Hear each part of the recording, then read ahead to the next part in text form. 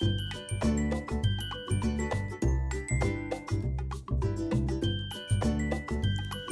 आपण एकदम झणझणीत गोळ्यांची आमटी बनवू. गोळ्यांची आमटी बनवण्यासाठी सुरुवातीला एक वाटण बनवून घेऊ. त्यासाठी मिक्सरच्या भांड्यामध्ये 10 ते 12 लसूण पाकळ्या, 1.5 ते 2 इंच आलं, 3 हिरवी मिरची, मूठभर कोथिंबीर आणि 1 चमचा जिरं घेतलं आणि पाणी न घालता मिक्सरमधून जाडसर वाटून घेतलं. आता आपलं हिरवं वाटण तयार झालं आहे. यामधलं 1 चमचा वाटण मी बाजूला काढून घेणार आहे, कारण आपण जे बेसनची गोळी बनवणार आहोत त्यामध्ये घालण्यासाठी या वाटणाचा आपण उपयोग करणार आहोत आणि बाकीचं शिल्लक वाटण आपण मिक्सरच्या भांड्यामध्येच ठेवायचं आहे. मिक्सरच्या भांड्यामध्ये जवळजवळ 1 ते 1.5 चमचा वाटण शिल्लक आहे. आता यामध्ये 2 चमचे सुकं खोबरं आणि 1 चमचे पांढरे तीळ घालायचं आणि थोडंसं पाणी घालून मिक्सरमधून याची एकदम बारीक पेस्ट बनवून घ्यायची. आपण एकाच वेळी 2 वाटण तयार करून घेतले आहेत. पहिलं आपण जे वाटण बनवलं होतं ते बेसनच्या गोळ्यांसाठी वापरणार आहोत आणि आता हे दुसरं बनवलेलं वाटण आमटी दाटसर होण्यासाठी आमटीमध्ये वापरणार आहोत. आता आपण बेसनची गोळी बनवून घेऊ. त्यासाठी एका भांड्यामध्ये 4 मोठे चमचे बेसन घेतलं आहे. त्यामध्ये छोटा पाव चमचा हळद, चवीनुसार मीठ, छोटा अर्धा चमचा मिरची पावडर, छोटा अर्धा चमचा धना पावडर आणि आपण जे वाटण हिरवी मिरचीचं बनवून घेतलं आहे ते वाटण घातलं. त्याबरोबरच 1 चमचा तेल घातलं. आता हे सगळे मसाले आणि तेल बेसनमध्ये छान मिसळून घ्यायचे. हाताने चांगले चोळून बेसनला तेल आणि मसाले छान लावून घ्यायचे आणि मग आवश्यकतेनुसार अगदी थोडंसं पाणी घेऊन याचा एकदम घट्टसर गोळा बनवायचा.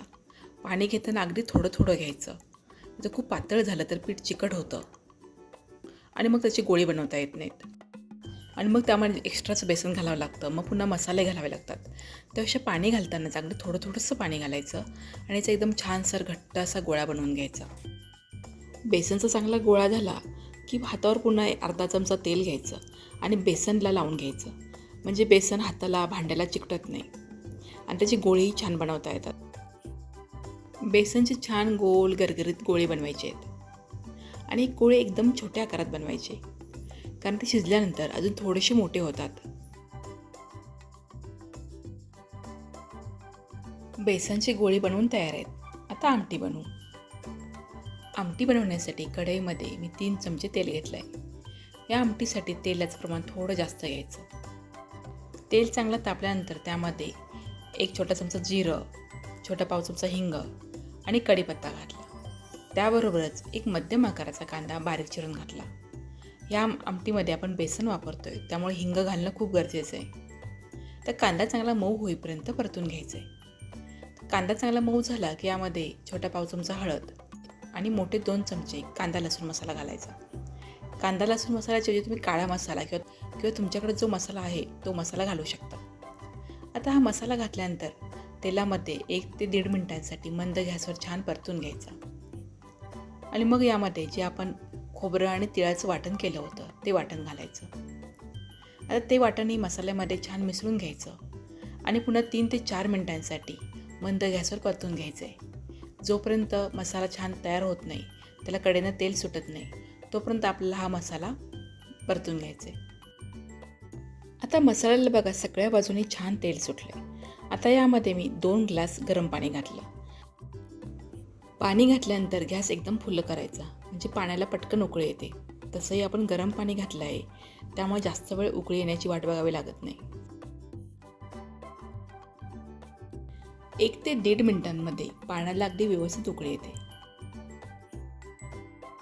आता तुम्ही बघू शकताय पाणी छान उकळलं आहे. आता त्यामध्ये चवीनुसार मीठ आणि आपण जे गोळे बनवून घेतलेत बेसनचे ते गोळे घालायचे, पण ते एकदम एका जागी घालायचे नाहीत, या सगळीकडे पसरून घालायचे. कारण बेसनचे गोळे एकाच ठिकाणी टाकले तर ते एकमेकाला चिकटून बसतात. त्यामुळे ते सगळीकडे असे एक पसरून टाकायचे. सगळ्यात शेवटी यावर कोथिंबीर घालायची आणि तळापासून एकदा चमच्याने आमटी हलवून घ्यायची. आता गॅस मंद करायचा आणि यावर झाकण ठेवायचं आणि 7 ते 8 मिनटं म्हणजे गोळे छान शिजेपर्यंत ही आमटी शिजवून घ्यायची. आता मंद गॅसवर आमटी शिजायला ठेवून 8 मिनटं झालेत, तर झाकण काढून पाहू. आता आमटी बघा पहिल्यापेक्षा थोडीशी कमी झाली आहे, म्हणजे ती बऱ्यापैकी आटली आहे आणि दाटसर पण झाली आहे आणि बेसनची गोळी फुगून छान मोठे झाले आहेत. आता ही गोळ्यांची आमटी बऱ्यापैकी पातळ आहे. जर तुम्हाला ह्याच्यापेक्षा अजून जर दाटसर आमटी हवी असेल तर पाण्याचं प्रमाण थोडं कमी करा किंवा वाटणामध्ये खोबरं आणि तीळ थोडं जास्त प्रमाणात घ्या. आता आपण गोळ्यामधून कट करून शिजलाय का पाहू. तर गोळ्याचे 2 भाग केल्यानंतर आतला भाग जर पूर्णपणे ओलसर असेल, म्हणजे वरचा आणि आतला भाग एकसारखा दिसत असेल तर गोळे अगदी व्यवस्थित शिजले असं समजायचं. पण आतला भाग थोडासा कोरडा असेल तर झाकण ठेवून परत 1 ते 2 मिनिटांसाठी ही आमटी शिजवून घ्यायची. मस्त गरमागरम झणझणीत गोळ्यांची आमटी आणि त्याबरोबर भाकरी आणि कांदा खूप छान लागतं. घरात भाजी नसेल तर चिंता करू नका, ही बेसनच्या गोळ्याची आमटी बनवून पहा. व्हिडिओ लाईक आणि शेअर करा.